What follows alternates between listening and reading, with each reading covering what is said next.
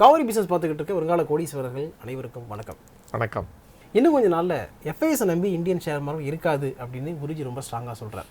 அது ஏன் அப்படின்னு அவர்கிட்ட கேட்க போகிறோம். அதுக்கப்புறம் பார்த்தீங்கன்னா இந்தியாபுல்ஸ் ஹவுசிங் ஃபைனான்ஸ் வந்து 24.62 கோடிக்கு ரைட்ஸ் இஷ்யூ பண்ணுறாங்க. அது சம்மந்தமான டீட்டெயிலையும் இந்த வீடியோவில் பார்க்கலாம். So let's welcome Guruji. Right, சொல்லுங்கள், ஏன் FIIs நம்பி நாம் இருக்க மாட்டோம்?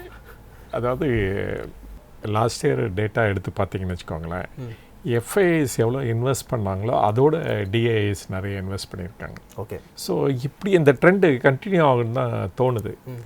அண்டு இப்போ கூட பாருங்கள், ஜனவரி பிப்ரவரியில் கூட அகெயின் நம்ம டொமஸ்டிக் இன்வெஸ்டர்ஸ் தான் நிறைய இன்வெஸ்ட் பண்ணிகிட்ருக்காங்க, அவங்க வித்ட்ரா பண்ணிகிட்ருக்காங்க. ஸோ அதனால் இந்த ட்ரெண்டு கண்டினியூ ஆச்சுன்னு வச்சுக்கோங்களேன், மேபி பை 2025 FIIs நம்பி நம்ம ஷேர் மார்க்கெட் இருக்காது. நம்மளுடைய டொமஸ்டிக் இன்ஸ்டிடியூஷனல் இன்வெஸ்டர்ஸே larger percentage of Indian share market வச்சுருப்பாங்கன்னு நான் ஃபீல் பண்ணுறேன். நான் டேட்டா வந்து நம்ம எக்ஸாமின் பண்ணி பார்த்தா அது உண்மைன்னு தெரியும். ஓகே, நம்ம லெட்ஸ் see the டேட்டா எப்படி இருக்குது அப்படின்ட்டு. 2021 DIIs இன்வெஸ்ட்மெண்ட் வந்து 94,525 கோடியாக இருந்திருக்கு.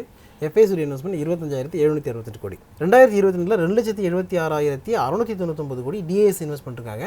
அண்ட் FIIs 1,25,634 கோடி வித்ட்ரா பண்ணிருக்காங்க. DIIs வந்து 2023 1,84,650 கோடி இன்வெஸ்ட் பண்ணியிருக்காங்க. FIIs 1,76,770 கோடி இன்வெஸ்ட் பண்ணியிருக்காங்க 2023. 24 எடுத்துக்கிட்டோம்னா DIIs இன்வெஸ்ட்மெண்ட் 29,987 கோடியாக இருக்குது. அண்ட் FIIs 24,807 கோடி வித்ட்ரா பண்ணியிருக்காங்க. டோட்டலாக பார்த்தோம்னா DIIs இன்வெஸ்ட்மெண்ட்டுங்கிறது 5,40,759 கோடி. அண்ட் FIIs இன்வெஸ்ட்மெண்ட் 2,24,946 கோடி. இதில் வந்து தெரியுங்களே 50% மோர் இவங்க இன்வெஸ்ட் பண்ணியிருக்காங்க. FIIs இன்வெஸ்ட் பண்ணதோட DIIs. ஓகே, அதுக்கு என்ன காரணங்கிறத பார்க்கலாம். அதுக்கு முன்னாடி என்ன, இப்போ பர்சன்டேஜ் ஆஃப் ஹோல்டிங்கை ரெண்டு பேருக்கும் எடுத்து கம்பேர் பண்ணி பார்க்கலாம். ஃப்ரம் 2013 ஆன்வர்ட்ஸ் எப்படி இருக்குது. டிசம்பர் 2013 DIIஸோட ஹோல்டிங் இந்த இந்தியன் ஷேர் மார்க்கெட் 10.49% இருந்தது. அந்த சமயத்தில் 19.36% FIIs ஹோல்ட் பண்ணிட்டு இருந்தாங்க. அஃப்கோர்ஸ் அப்போ மார்க்கெட் சைஸ் ஆல்சோ ரொம்ப ஸ்மால். இன்றைக்கி நெல்லி $4 trillion இருக்குது. அப்புறமேலே டிசம்பர் 18 பார்த்தீங்கன்னு வச்சுக்கோங்களேன், 13.77% DIIs holding and 19.66% FIIs holding. And December 23 there is just 2 months back நடந்தது என்னென்னா 15.96% வந்து DIIs ஹோல்டிங் அண்ட் 18.19%. ஆல்வேஸ் வந்து ப்ரொமோட்டர்ஸ் வந்து ஹோல்டிங் தான் ஜாஸ்தியாக இருக்கும்.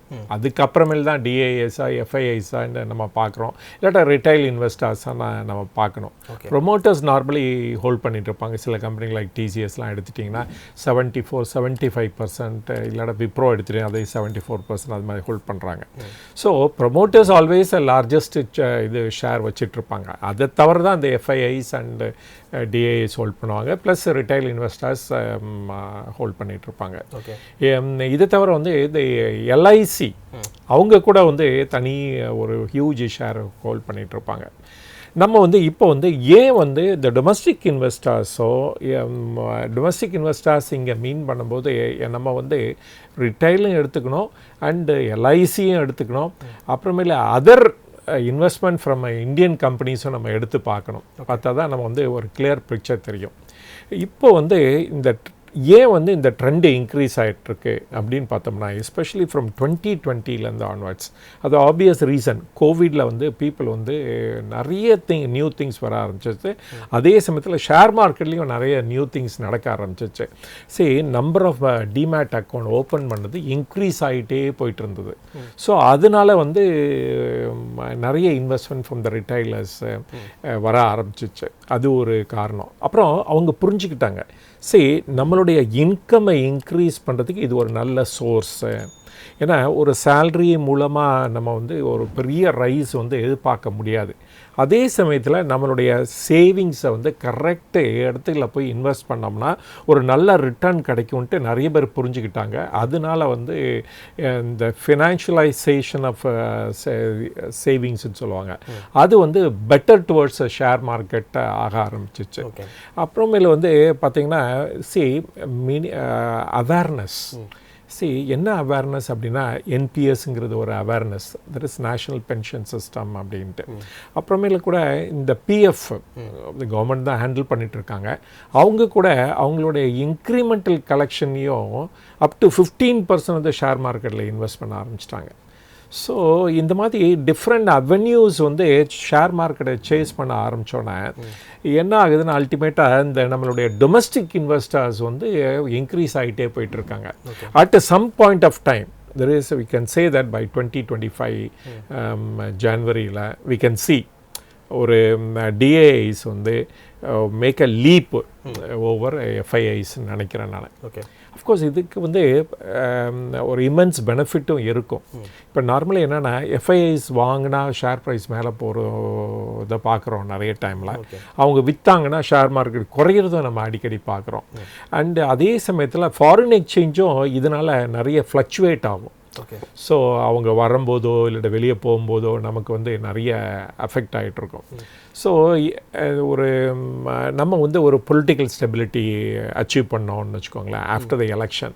இது வந்து ஈவன் 1 குவார்ட்டர் முன்னாடியே வரதுக்கு கூட சான்சஸ் இருக்குது. ஏன்னா India is going to be rated as a third largest economy in the world in another 5 to 7 years டைமில்.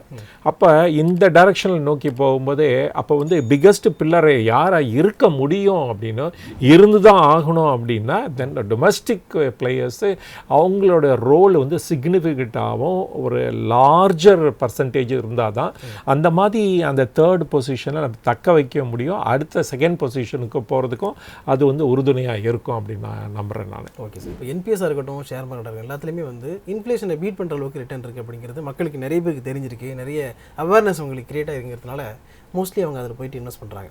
அது காரணம். ஆமாம், டெஃபினட்டாக அதையும் சேர்த்துக்கணும் இந்த இதோட. அப்புறம் ஒன் மோர் திங், இந்த மியூச்சுவல் ஃபண்ட்லேயே பார்த்தீங்கன்னா இந்த குவாண்ட் ஃபண்ட் அப்படின்ட்டு அவங்க கூட நல்ல கிரேட் ரிட்டர்ன் கொடுக்குறாங்க கன்சிஸ்டண்ட்டாக ஒரு லாங் பீரியட் ஆஃப் டைமில். அவங்க வந்து இந்த ஆல்ஃபா வந்து அவங்கனால க்ரியேட் பண்ண முடியுது. ஸோ அது கூட நிறைய அட்ராக்ட் பண்ணுது அந்த மாதிரி ஃபண்டுக்கு வந்து இன்வெஸ்ட்மெண்ட்டு. அண்டு ஸோ இந்த மாதிரி டிஃப்ரெண்ட் டைப்ஸ் ஆஃப் பீப்புள்னாலையும் இந்த ஷேர் மார்க்கெட் வந்து பூமும் ஆகுது, அதே சமயத்தில் ஒரு பெட்டர் ரிட்டர்னும் இன்வெஸ்டாருக்கு கொடுத்துட்ருக்கு அப்படின்னு சொல்லலாம். இதனாலேயே இந்த டொமஸ்டிக் இன்வெஸ்டாரோட பர்சன்டேஜ் வந்து போக போக நான் இன்க்ரீஸ் ஆகிட்டே தான் போகும். அந்த பேசிஸில் தான் நான் சொல்கிறேன் பை 2025 வந்து நம்ம வந்து FIIs ஹோல்டிங்கோட இவங்களோட ஹோல்டிங் வந்து இன்க்ரீஸ் ஆகும் அப்படின்னு நான் ஃபீல் பண்ணுறேன். ஓகே சார், அடுத்து நம்ம இந்தியாபுல்ஸ் ஹவுசிங் ஃபைனான்ஸ் பிளானுக்கு போகலாம். 24.62 கோடி ரூபா ரைட்ஸ் இஷ்யூ அப்படின்னு சொல்லியிருக்காங்க. ஃபேஸ் வேல்யூ 2 ரூபா அப்படின்னு கொடுத்துருக்காங்க. இந்த ரைட்ஸ் இஷ்யூ பற்றி கொஞ்சம் சொல்லுங்களேன். இதில் பார்ட்டிசிபேட் பண்ணலாமா? At the end of the இதை பற்றி எக்ஸாமின் பண்ணலாம். அதுக்கு முன்னாடி இந்த ரைட்ஸ் பற்றி சொல்லிடலாம். சரி, இன்றைக்கி மார்க்கெட்டில் கோட் ஆகுது அபவுட் 187, 189 அது மாதிரி கோட் ஆகிட்டு இருக்கு. அண்டு இவங்க கொடுக்குற ஆஃபர் வந்து ப்ரைஸ் வந்து 150 ருபீஸ்கிட்ட கொடுக்குறாங்க. ரைட்ஸ் என்டைட்டில்மெண்ட் வந்து இஸ் ட்ரேடிங் அபவுட் 37 ருபீஸ்க்கு ட்ரேட் ஆகிட்டுருக்கு இன்றைக்கி. வெரி லார்ஜ் பர்சன்டேஜ் கூட ட்ரேடிங் நடந்துகிட்ருக்கு. அண்ட் ரெக்கார்ட் டேட் பார்த்தீங்கன்னா 1 February ஆக்சுவலாக. அதனால் இனிமேல் போய் நீங்கள் ஷேரை வாங்கி ரைட்ஸு உங்களுக்கு கிடைக்காது. உங்களுக்கு ரைட்ஸில் நீங்கள் சப்ஸ்கிரைப் பண்ணணும் அப்படின்னு நினச்சிங்க அப்படின்னா என்டைட்டில்மெண்ட் வாங்கிட்டு தான் பண்ண முடியும். அது வந்து 37 ரூபா கோட்டாயிட்ருக்கு.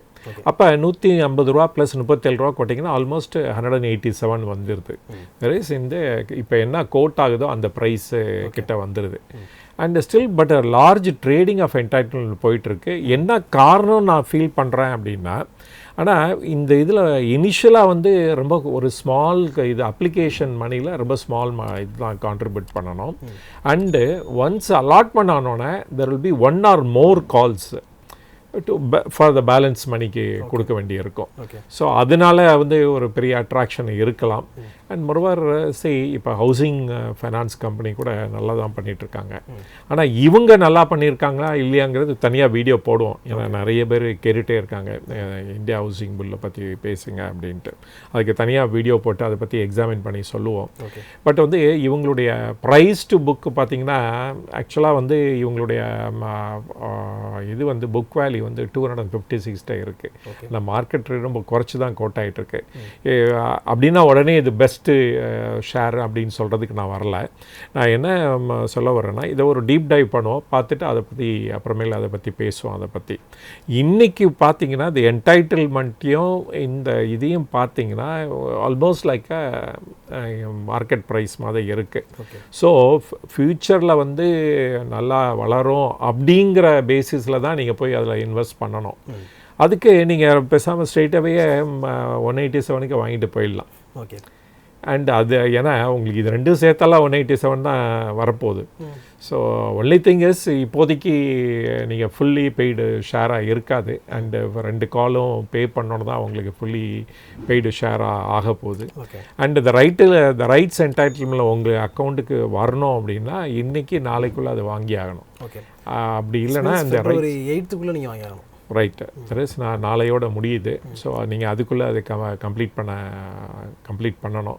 அப்படி இல்லைன்னா யூ கேனாட் பி எலிஜிபிள் அந்த இதுக்கு ரைட்ஸ் என்டைட்டில்மெண்ட்க்கு. ஸோ இதுதான் என்னுடைய வியூ. ஆனால் டீப் டைவ் பண்ணி பார்க்கலாம் இந்த கம்பெனியோட ஒர்த்து என்ன இருக்குங்கிறத.